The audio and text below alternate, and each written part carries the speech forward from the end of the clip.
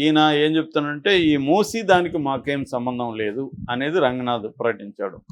So అది ఒకటి. రెండవది ఏంటంటే ఈయన చెప్పినట్టు ఇప్పుడు జూలై 19కి తర్వాత అనుమతులు లేకుండా కట్టు ఉంటే కూల్చేస్తానంటున్నారు. కానీ ఇప్పుడు అనుమతులు ఉన్నాయని ప్రజలు చెప్తున్నప్పుడు వీళ్ళు కూల్చేస్తే వాళ్ళు కోర్టులకు వెళ్ళరా? కోర్టులకు వెళ్తే మళ్ళీ పరిస్థితి ఏంటి? ఇక్కడ కూడా మళ్ళీ నెగిటివ్ వస్తుంది. వీళ్ళు రిచ్ పీపుల్ది ఫస్ట్ చేస్తే జనాల్లో మంచి పేరు వస్తుంది. కానీ వీళ్ళు పూర్ మిడిల్ క్లాస్ని టార్గెట్ చేస్తున్నారు. పెద్ద పెద్ద వాళ్ళవి చేయట్లేదు.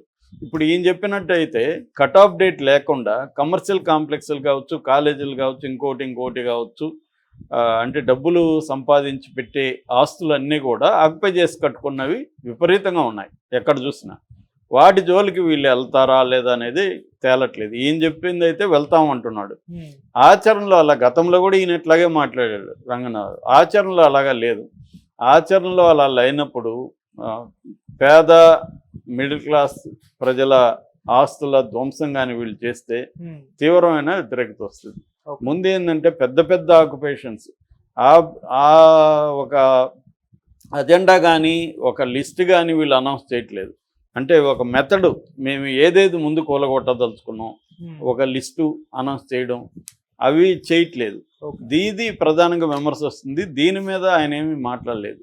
అంటే నీ ప్రయారిటీ లిస్ట్ ఏంటి, అంటే ఎటు వెళ్తున్నారు మీరు? ఒక ప్లాన్ ఒక ప్రయారిటీస్ లేకుండా వెళ్తున్నట్టు జనాలకు కనిపిస్తుంది. దాన్ని అడ్రస్ చేయాల్సి ఉంది. అంటే ఫస్ట్ మేము పెద్ద పెద్ద వాళ్ళని కమర్షియల్ కాంప్లెక్స్ని పెద్ద పెద్ద వాళ్ళని కూలగొడతామని కానీ చెప్తే అదే కానీ చేస్తే జనాల్లో మంచి పేరు వస్తుంది. అది కాకుండా పేదల జోలికి వెళ్ళితే మాత్రం వాళ్ళకి ఆల్టర్నేటివ్ చూపించకుండా ఇబ్బంది అవుతుంది. ఇప్పుడు చిన్న చిన్న వాళ్ళు కూడా ఈయన చెప్పిన ప్రకారం కట్ ఆఫ్ లేదంటే చిన్న చిన్న వాళ్ళు కూడా ఏదో ఒక 2 రూములు షాపులకి ఇచ్చి పెట్టుకుంటారు. అది రెసిడెన్షియల్ కాదు. ఈయన చెప్పినట్టు ఇప్పుడు అవి కూలగొట్టేస్తారు అనుమతులు లేవని. ఆ మేరకు వాళ్ళు నష్టపోతారు. వాళ్ళు అన్నీ తీసుకునే కదా పెట్టారు అనుమతులు ఇచ్చిన వాళ్ళ మీద ఏం చర్యలు తీసుకుంటాం అనేది కూడా ఈయన చెప్పాలి. అదేం చెప్పలేదు. సో అనుమతులు తీసుకున్నారు, వీళ్ళు లంచాలు ఇచ్చి చాలా చోట్ల తెచ్చుకున్నారు.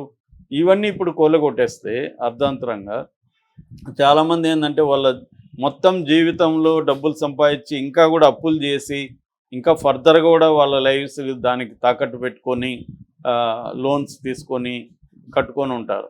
అవన్నీ ఇప్పుడు కూలగొడితే వాళ్ళ మొత్తం లైఫ్సే దెబ్బతినేస్తాయి. అలాంటి వాటిని ఎట్లా అడ్రస్ చేస్తారనేది మనం చూడాలి. ఇప్పటికైతే బాగా నెగిటివిటీ ఉంది హైడ్రా మీద. రెండవది ఏంటంటే రియల్ ఎస్టేట్ రంగం కూడా కుదేలైంది అనేది కూడా నేషనల్ ఏజెన్సీస్ కూడా చెప్తున్నాయి. మిగతా నేషనల్ వైడ్ సిటీలతో పోలిస్తే హైదరాబాదు టెంపరీగా అయినా కూడా చాలా ఇబ్బందుల్లో ఉంది రియల్ ఎస్టేట్ రంగం. రిజిస్ట్రేషన్ తగ్గిపోయినాయని ఇటువంటి వాటినంతా కూడా అడ్రస్ చేస్తారని మనం అనుకోవాలి. అడ్రస్ చేయకపోతే మాత్రం మళ్ళీ వీళ్ళు రంగంలోకి దిగి మళ్ళీ బుల్డోజర్ ఒక రౌండ్ కొడితే మాత్రం ఇబ్బంది అవుతుంది. ఎందుకంటే 2026లో జిహెచ్ఎంసీ ఎన్నికలు కూడా రాబోతున్నాయి. ఇవన్నీ రేవంత్ రెడ్డికి తెలియవా? తెలుసు. మరి ఆయన ప్లాన్ ఏంటనేది చూడాలి మనం.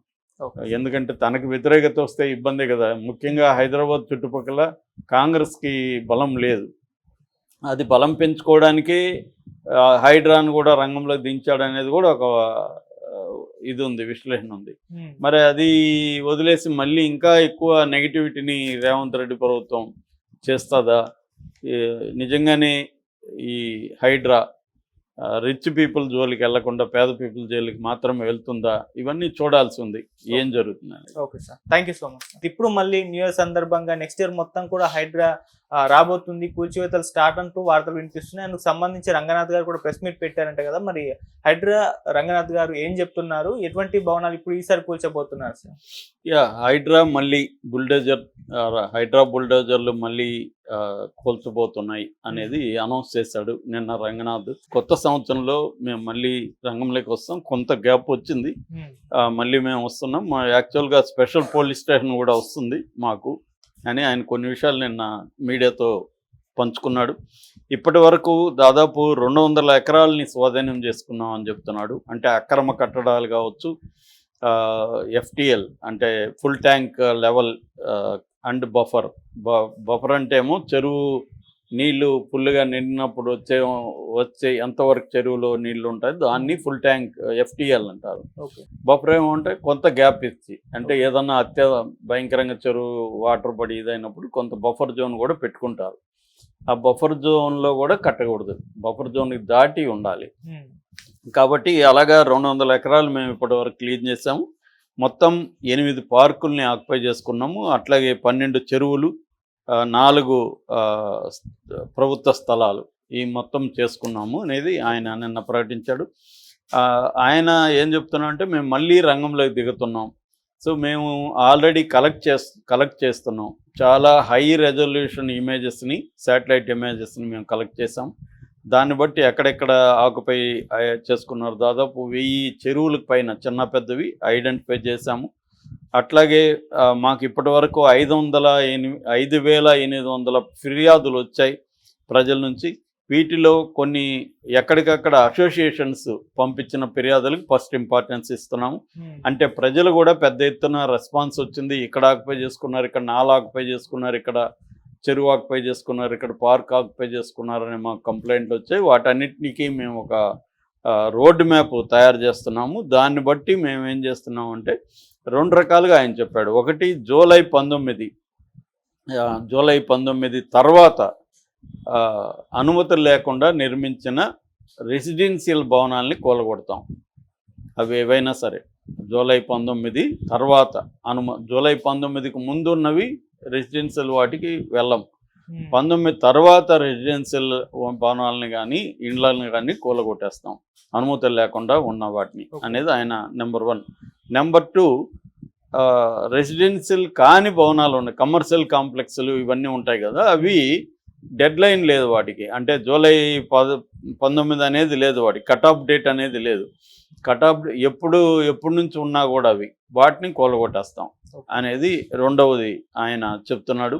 అయితే ఆయన చెప్పింది ఏంటంటే మొత్తం 27 మున్సిపల్ పరిధిలో మేము చేయబోతున్నాము. రింగ్ రోడ్డు వరకు మాకు ఉంది, 27 మున్సిపల్ పరిధిలో మాకు అధికారం ఉంది, మేము కూలగొట్టబోతున్నాం అని చెప్తున్నాడు.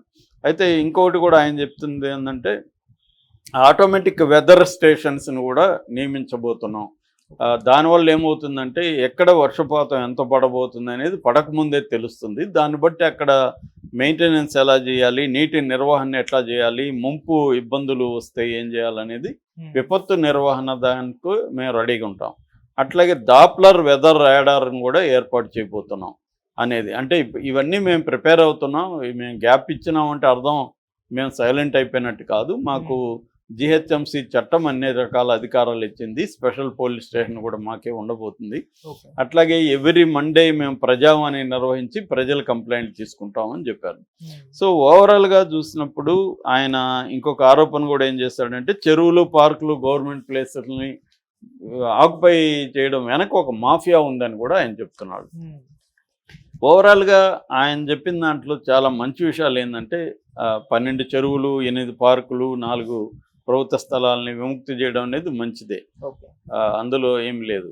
ఎందుకంటే ఈ మధ్యకాలంలో కొద్దిగా వర్షం పడితే కూడా మొత్తం వరదల్లాగా ఎప్పుడు రాని ప్లేసుల్లో కూడా వచ్చేస్తాం.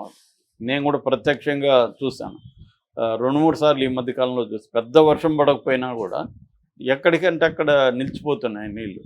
సో దానివల్ల లోతట్టు ప్రాంతాల వాళ్ళు కూడా బాగా ఇబ్బందులు పడుతున్నారు. సో ఈ క్రమంలో ఇవన్నీ క్లీన్ చేయడం అనేది హైడ్రా మంచిదే. ప్రజల్లో కూడా బిగినింగ్లో పేరు వచ్చింది. కానీ హైడ్రాకి నెగటివ్గా ఎక్కడొచ్చింది పేరు అంటే 2 సందర్భాల్లో. ఒకటి నాగార్జున కన్వెన్షన్ కూలగొట్టిన తర్వాత అటువంటి పెద్దవాళ్ళ జోలికి వెళ్తారేమో అనుకున్నారు. ఎవరెవరిది పెద్దవాళ్ళు ఉన్నాయని అందరూ ఉలిక్కిపడ్డారు. వాళ్ళందరూ ఇటు ఓవైసీ బ్యాచ్, ఇటు బీఆర్ఎస్ వాళ్ళు, మిగతా పార్టీ బీజేపీ అందరూ కూడా బయటకు వచ్చి మాట్లాడారు. ముందు వాళ్ళది కోల్చండి, వాళ్ళ కాలేజెస్ ఉన్నాయి, వాళ్ళ బిల్డింగ్స్ ఉన్నాయి, ఇలాగ మాట్లాడుకున్నారు. కానీ వాళ్ళ జోలికి వెళ్ళకుండా మిడిల్ క్లాస్ జోలికి, పూర్ పీపుల్ ఇండ్లకి వెళ్ళారు. That is the major problem. రెండవది మూసీ ప్రక్షాళనకు సంబంధించిన ప్రాజెక్టు, మూసీ పునరుజ్జీవ ప్రాజెక్టు, దాంట్లో కూడా